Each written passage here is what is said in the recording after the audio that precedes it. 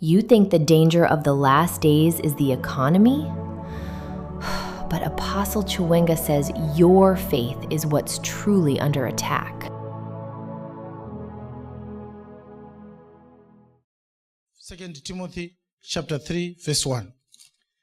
This know also That in the last days perilous times shall come. perilous times. For men shall be lovers of their own selves, Yes. covetous, Yes. boasters, proud, blasphemous, disobedient to parents. Yeah. It's an exhortation. Please listen to me. We have come to the perilous time era. Yes. We are in a perilous time, a perilous era. Yes. What is the Merriam-Webster dictionary definition of perilous or peril? Troublesome era. Perilous. Full of involving peril, dangerous. The synonyms of perilous are dangerous, grave, hazardous, menacing, threatening, unhealthy, unsafe. So a perilous time is a dangerous time. Yes. Did you hear that? Apostle Paul was prophesying as an apostle and prophet. That's where we spoke for 20 minutes now about the phrase apostles and prophets. He says, this know also that in the last days perilous times shall come. Yes. This was a prophecy, wasn't it? Yes, it was. He was given a special insight into the future. Yes. In the last days, Yes. perilous times shall come. Why is he telling Timothy about what shall happen in the last days? Because as a prophet, Yes. Paul knew Yes. he was going to die. Yes. And Timothy was going to continue with the church Yes. in his absence. Yes. My son, you must understand, maybe you are going to live long enough Yes. to witness the last days Yes. where perilous times will be coming. Yes. Be warned. There are perilous times coming. Zvichenjerere, nguva dzenyatwa, nguva dzetsekwende, dziri kuuya. So when you listen to a prophecy like this, you must understand the tone. When Apostle Paul saw this time yatiri yoi, this era we live in now, Yes. he saw danger. Yes. But do you feel threatened? Do you feel like you are in danger? You don't. Do you know why? You were not there. You didn't live in those days where perilous times were not come. So you don't know life outside danger. When you are in a dangerous zone and you are comfortable, you were born in it, you are raised in a dangerous era, you don't know how dangerous it is. Yes. That's why when you were growing up, you were told that one, his mother is a sangoma, and you started to shiver. But he doesn't shiver. He is a son of a sangoma. He eats with the sangoma from the sangoma's pot. He is birthed by a sangoma. There's nothing scary about it. Yes. This boy, his mother is a sangoma. He was at primary school. And started shivering. I can't eat with him. I can't share his food. What if I get sick? How do you live comfortably like this? If your mother knows juju, the boy will tell you, what are you talking about? She's my mother just like your mother. You say, no, don't compare my mother with your mother. Okay? I'm warning you.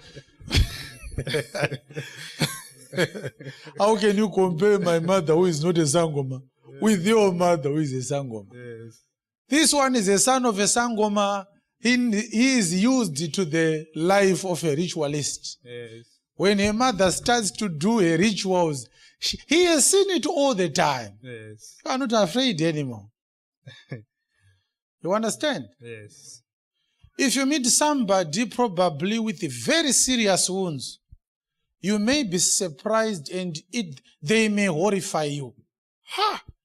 What kind of wounds are these? But you look at him, he is no longer panicky as you are. He is used. Yes. the state he is in is very, very precarious. But because he has seen it all the time, he is now familiar. So we are familiar with a perilous time. We don't understand how perilous it is. We were born in the perilous era. Paul was not. So he's prophesying. Maybe for us to awaken to the perilous era, we might need to look at the attitude of Paul when he spoke about it. Yes. A dangerous time. Now, let me say something. It's not a teaching. I just want to say something. We need to be aware, to awaken to the realities of this perilous time. When you say perilous times are dangerous times, the mega question is, they are dangerous to what? Yes. They are perilous times to what? What is in danger? Yes. Is it life that is in danger? No. When you look at the word perilous times, he is talking about dangerous times. Who is in danger, or what is in danger? The answer is faith. Yes. This era we have right now, Yes. faith is in danger. Yes. Are you hearing me? Yes. Faith is what? That's why our Lord asked it, when the Son of Man comes, will he find faith on earth? Yes. Faith is much more in danger than your marriage. The reason why the devil is fighting your marriage, he wants to destroy faith. Yes. The target is your faith. Yes. That's why we mustn't lose our faith.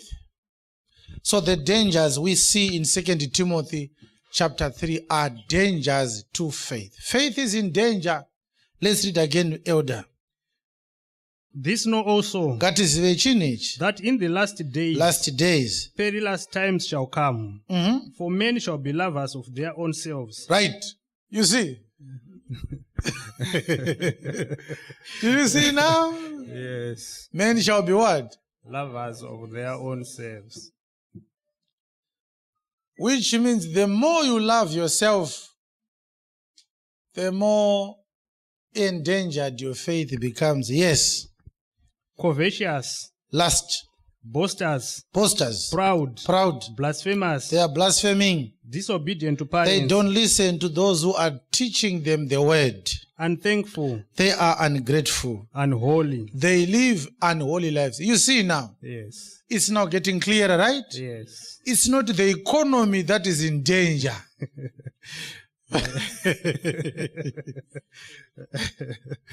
Because when you hear words like covetous, proud, boasters, blasphemers, disobedient to parents, unthankful, unholy, these are threats not to the economy of any nation. Yes. These are threats to our faith. Yes. It's an era where faith is in danger. Yes. You see, have you discovered that people are willing to try and continue staying in an abusive relationship where maybe the man beats her all the time? She's willing to try. Maybe he's going to change.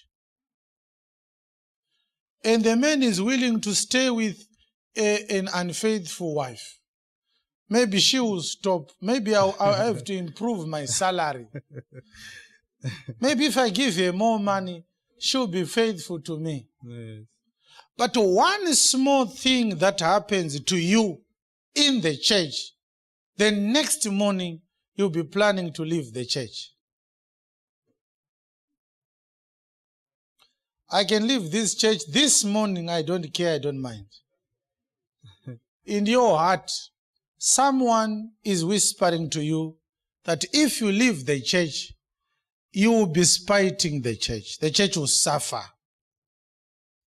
Have you ever realized that? That when people are planning to leave the gospel, somehow, somewhere in their minds, they think leaving the church will bring detriment to the church. I don't know how people think. Imagine if somebody wakes up on a hospital bed and announces to all the other patients, I'm leaving this hospital, it will suffer. When I am gone, this hospital will suffer. There will be nobody on this bed, and this bed will be vacant. We want to see who will sleep on this stupid bed. How can the doctor ill-treat me like that?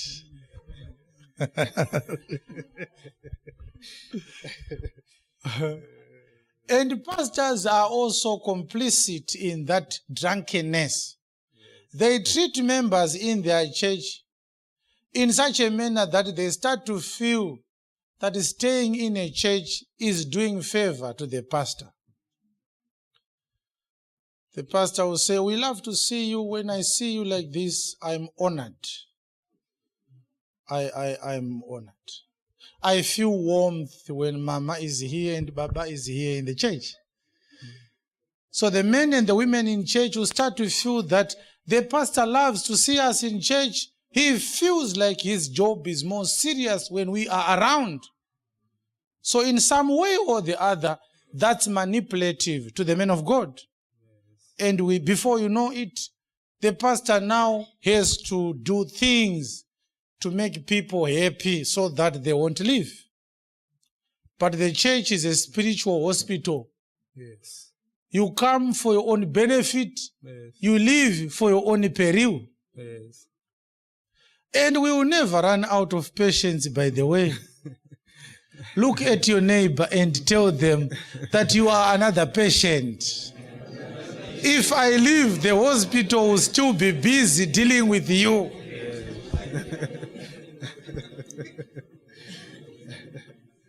My patients are pere pachipatara.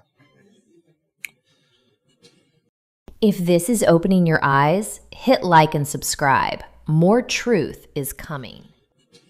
Verse number 3, without natural affection. Truth breakers. Truth breakers. False accusers. False accusers. Incontinent. They are never satisfied. Fierce. They don't have control. Yes. Fierce.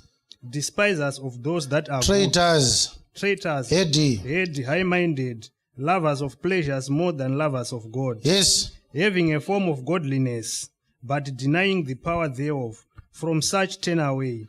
You see, in the last days, people who have a form of godliness, Yes. but denying the power. It's now commonplace that everybody needs to have a church with which to identify. Yes. I am a Catholic, I am a Methodist, I am a GRM member. That's a form of godliness. But you don't accept the power of the gospel. They have a form of godliness, but they deny the power of the godliness. And what is the power? To change people. Yes. If the gospel does not change you, it's not the gospel. Yes. The gospel is here to change us. Yes. You must see yourself changing. Yes. Towards more godliness. Yes. You can tell yourself the truth. I wasn't like this. I know I am not yet perfect. Yes. But a lot has changed so far. Yes. And I speak to the pastors all the time when they bring complaints. Apostle, these believers are not behaving well. And sometimes they want to cry. Look at what they have done again. And I say to them, yes, it's disappointing. There are certain things that we don't expect you to do at all. Even when we talk about our young boys and young girls who want to get married, we don't want you to do things in a filthy way. Yes. We don't want to hear stories of our own children, our own boy, that he is sleeping with our own girl and they are not yet married. We don't want to hear that. It's filthy. That's not what the gospel stands for. Yes. We don't have a restriction on whether you should get married or not. Get married. Why don't you get married the proper way? Rora. if you can't control your sexual urges anymore, the plan is get married. Yes. We guide you on how to get married in a godly way. But we always have also an issue when we find misbehaving believers. And pastors say they've done it again. We shouldn't have seen them doing this as believers. And I say to them, no. You see, when we measure you against Christ. Your behavior is unbecoming of somebody who is a child of Christ. Yes. And we base that on 2 Timothy chapter 2, verse number 19, which says, nevertheless, the foundation of God stands sure, having this seal, the Lord knows them that are his. So this is 2 Timothy chapter 2, verse 19c, which says, and let everyone that names the name of Christ depart from iniquity. Yes. You see? Yes. This is the guideline. We measure you against Christ, and you will always be found wanting every day. But when you misbehave, we must also measure you against your former self. Because remember, the foundation of your salvation is based on a presumption of the highest standard of filthiness. Yes. The day the Lord saved you, you were at your worst imaginable state. Yes. There was nothing good. So when you misbehave today, of course, when we measure you against Christ, he would have disappointed the grace. But if we measure you against your old self, we can ask you, okay, you have committed adultery. Yes. How many times did you do it before you got saved? If we look at that, sometimes we won't be as disappointed. Because this person has committed adultery today, and this is the first time he has done it since he was saved. Before he was saved, he was doing it every week. So on that basis, this person can tell you, Pastor, I'm actually better. Am I lying now? I'm actually better. Yes. Let me show you the files of my former life. From that moment, you start to say, we thank God, though. You are doing your best. Yes. Have you ever looked at that? Of course I lied. Of course I gossiped. But I'm better now. Yes. I know I'm still work in progress. Yes. I know I shouldn't have done it. Yes. I know I misstepped on my walk in the faith. But based on my previous self, give me a benefit of doubt. I did these things every day. And now since January, this is the first time. May God forgive me. But I know I'm improving. Even after making this mistake, I'm still improving. You see, that is the attitude. So I encourage pastors to look at it like that. Don't lose hope. But there are things, of course, which bring a plethora of implications which may not be recovered from, even though you may do it just once. All right, let's leave that one. So it's a perilous time. May we continue to read 2 Timothy chapter 3 from verse number 1 in your own time